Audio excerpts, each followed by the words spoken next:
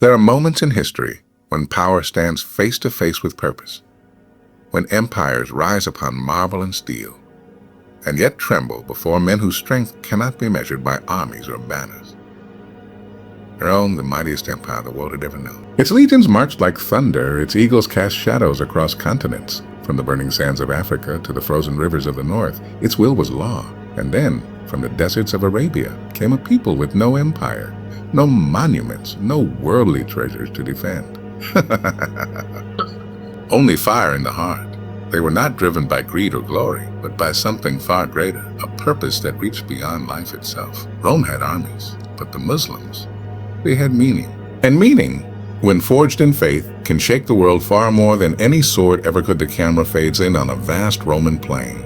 The golden standards of the empire shimmer beneath the crimson sun. Legionaries stand in perfect formation, shields aligned, armor gleaming, their discipline carved from centuries of conquest. Rome's greatness was not an accident. It was engineered, built brick by brick, victory by victory, by the iron will of men who believed the world belonged to them. They called themselves the masters of civilization. Their legions were the language of fear, their roads the veins of empire. Every step they took reshaped the earth beneath them. Kingdoms fell, kings knelt, and for a time it seemed that Rome's reach had no end. But history has a strange way of humbling the mighty. Far beyond the empire's borders, beyond the gaze of marble gods and imperial thrones, there rose a people whose power did not come from empire, but from belief. No golden eagles marked their banners. No emperors commanded their hearts. They were shepherds, merchants, wanderers, men and women who carried within them something the world could not measure. Faith. While Rome's legions fought for the glory of Caesar, these believers fought for the glory of the one who created Caesar. Their victories did not begin on battlefields. They began in their souls. Each prayer, each sacrifice, each moment of steadfastness forged them into something no empire could destroy. Close your eyes and imagine it. 1,000 Roman shields gleam beneath the desert sun, an ocean of iron. And across the sands a smaller band stands, weary but unyielding. They do not fight for gold. They do not march for land. They march for truth, for justice, for the promise that life's purpose is greater than power itself. When the clash begins, it is not just swords that meet, it is worlds. On one side, the might of an empire. On the other, the might of conviction. And though the Romans had the numbers, though their armor could blind the sun, their hearts lacked what mattered most: meaning. For when a man knows why he fights, no force on earth can truly defeat him. You can break his body, but not his purpose. You can silence his voice, but not his message. And so the desert began to whisper a new story of men who prayed before they drew their swords, who cried not for victory, but for guidance, who faced death with peace in their hearts because they believed they were never truly alone. Rome had armies built upon conquest, hierarchy, and pride. The Muslims had purpose, built upon unity, submission, and divine calling. And purpose is a fire that cannot be conquered. It burns quietly at first, a spark in the heart of a believer. But when that spark is shared, it becomes a flame that can consume empires. That was a secret the Romans could not understand. That was a strength their legions could not crush. Because power can command obedience, but it can never command faith. And when faith walks the earth, even the greatest empires tremble. The scene fades. The golden eagles of Rome lie broken in the dust. The world has changed. For in that moment, the balance of history tilted. Not because one side had greater armies, but because one side had greater meaning. Rome's power was forged in iron, but theirs was forged in the soul. The wind moved softly across the desert, carrying with it the sound of prayer. Not the roar of war drums or the cry of conquest, but the calm rhythm of devotion. It began with a few scattered tribes across a harsh and endless land. They spoke different tongues. They bore different names. Their bloodlines divided them. Their rivalries defined them. And yet, within a single generation, they became one. What Rome could never understand was that unity born of empires, friend. Demands allegiance through fear, through rule, through sword. It cannot be imposed. It must be believed. The Roman world was a web of nations conquered and subdued. Each province spoke its own language, held its own gods, nursed its own wounds. Rome's banners could hold them together, but only as long as the legions stood behind them. Remove the sword and the unity falls. But in the deserts of Arabia, something different was happening. A call rose, simple, pure, divine. There is no God but God. And those words erased centuries of division in a heartbeat. Under that call, the poor stood beside the noble. The freed slave prayed shoulder to shoulder with his former master. The Arab clasped hands with the Persian, the Abyssinian, the Turk, each seeing the other not as rival or stranger, but as brother. No empire could have done that. No king could have commanded. Only faith could have built such a nation, not carved from land, but from hearts. Imagine it now, a sea of believers moving together, not for conquest, not for wealth, but for purpose. When they marched, they did not chant the name of kings. They whispered the name of God. When they fought, they did not seek thrones. They sought justice. And when they conquered, they did not enslave. They liberated hearts chained by false gods and tyranny. Rome had unity, but it was unity of the sword.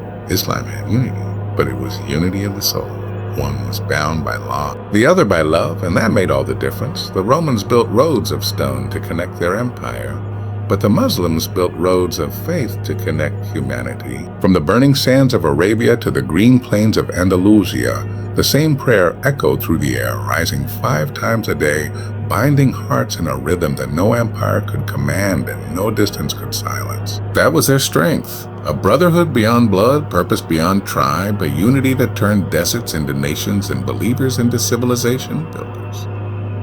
The camera pulls back, showing the vast expanse of the early Islamic world. No marble palaces, no golden crowns, only simplicity, devotion, and hearts beating as one. And in that unity, they found something Rome had lost long ago. Meaning, for when men stand together not because they are forced, but because they believe, they become unstoppable. When an empire of hearts replaces an empire of borders, the world changes. Rome's might could build an empire, but their unity could not survive the fall of their rulers. The Muslims built something that no fall could destroy. Because unity born of faith does not end with kings, it lives on in every believer who whispers the same creed generation after generation. And so long after Rome's legions vanished into dust, the call still echoes, the brotherhood still stands, and the purpose, the one that began in the desert, still lives. The sound of clashing steel echoes through time. Dust rises, sunlight strikes bronze helmets, and the ground trembles beneath thousands of marching feet. Rome's legions, the embodiment of order, discipline, and power, move as one. Every motion, every strike, every shield raised is perfection carved through training and fear.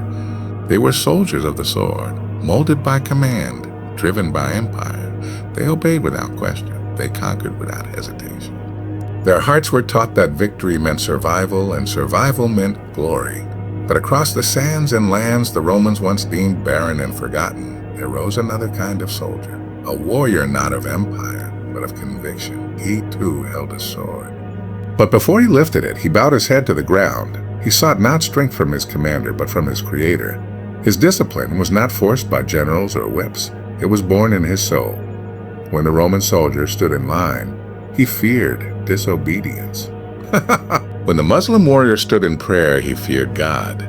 One obeyed to survive, the other obeyed to serve. That was the difference, the invisible line that separated power from purpose. The Roman legions were machines of war, their hearts encased in iron. The Muslims were men of faith, their hearts encased in light.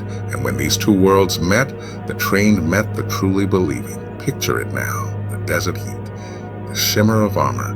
On one side, the greatest military system the world had ever known. On the other, men who rose from prayer mats to battlefields with tears still wet upon their faces, not of fear, but of devotion. They did not march for plunder, nor for pride. They marched because they believed that life without truth was a kind of death. Every command they followed came from something eternal, not from thrones, not from men, but from heaven itself. And that made them unbreakable, for the Roman soldier could be bought, rewarded, or corrupted. His loyalty belonged to whoever held the gold or the crown. But the believer, he could not be bribed, because his reward was not of this world. He could not be threatened, because his fear belonged only to God. That is a discipline no empire can train. It must be born in faith. When they fought, they remembered that victory was not in their hands, but in His. When they fell, they believed their blood watered the seeds of eternity. And when they stood victorious, they bowed, not to kings, not to flags, but to the one who gave them strength, that humility was their greatest weapon, that obedience their truest discipline. Rome's strength was in order, but it was cold, mechanical, bound by fear. The Muslim strength was in spirit, living, breathing, bound by devotion. And so when the dust settled and the roar of battle faded into silence, it was not the sharpness of their swords that had conquered.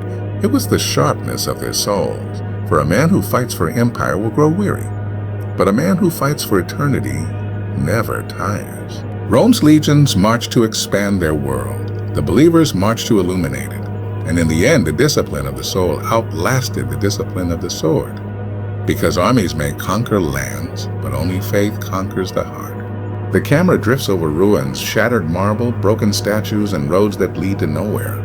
Once they echoed with the footsteps of legions. Once they thundered with the voice of empire. But now only the wind remembers their name. Rome, the eternal city, the empire that believed itself immortal. Its banners once kissed the skies of 100 nations. Its language shaped the tongues of men, and its laws were carved into the very bones of civilization. They believed their power would last forever. But forever is a word only faith can claim, for the empires of men are built on sand, and the sands of time bury them all.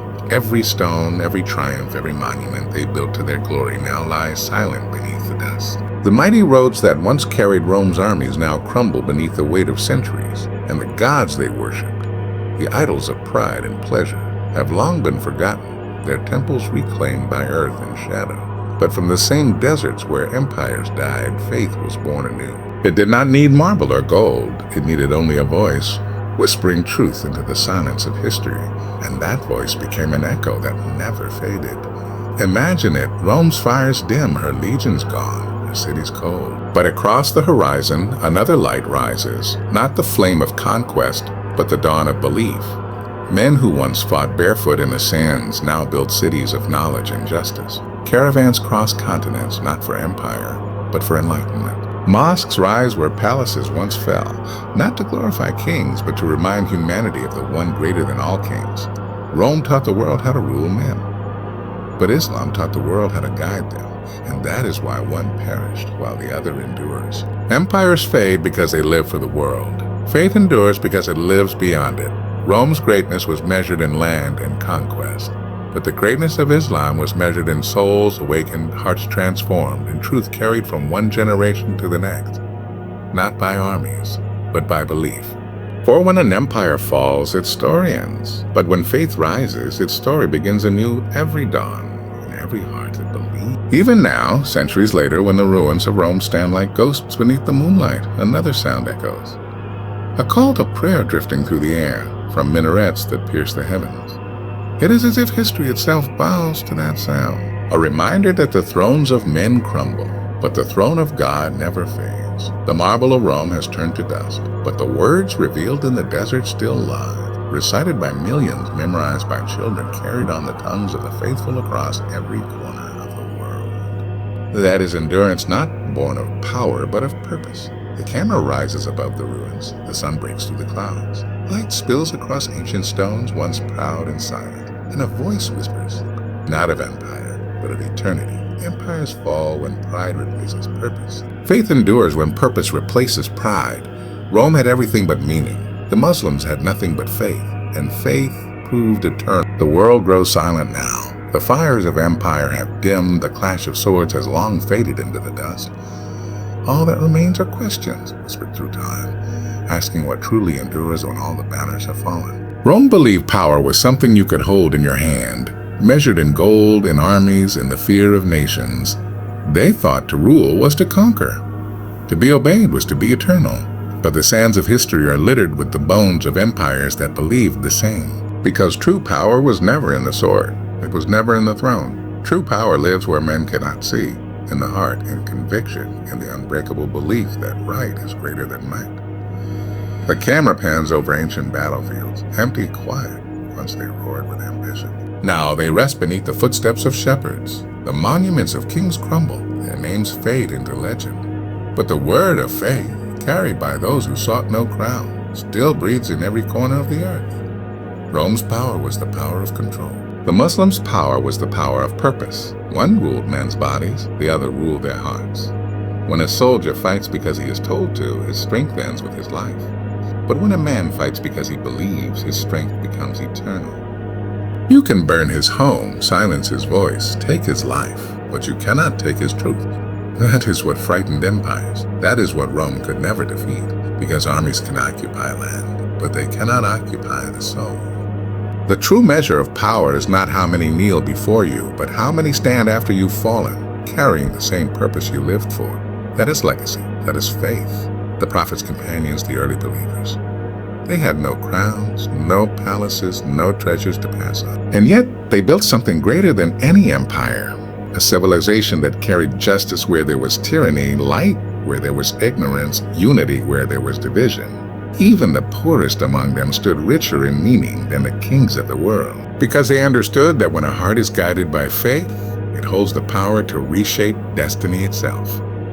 Imagine the closing image, the Roman eagle, wings broken, lying silent upon the dust, and beside it a parchment, verses written in ink that time cannot erase. The empire of men ends in ruins. The word of God endures in hearts. That is the difference between might and meaning, between ruling the earth and touching eternity. So ask yourself, what is the true measure of power? Is it how far your armies march? How high your walls stand? Or is it how deeply your message lives within the soul of humanity? Rome had armies. They conquered the world. The Muslims had purpose. They conquered time. Because power dies when the hand that holds it turns to dust, but purpose lives on, passed from voice to voice, heart to heart, generation after generation.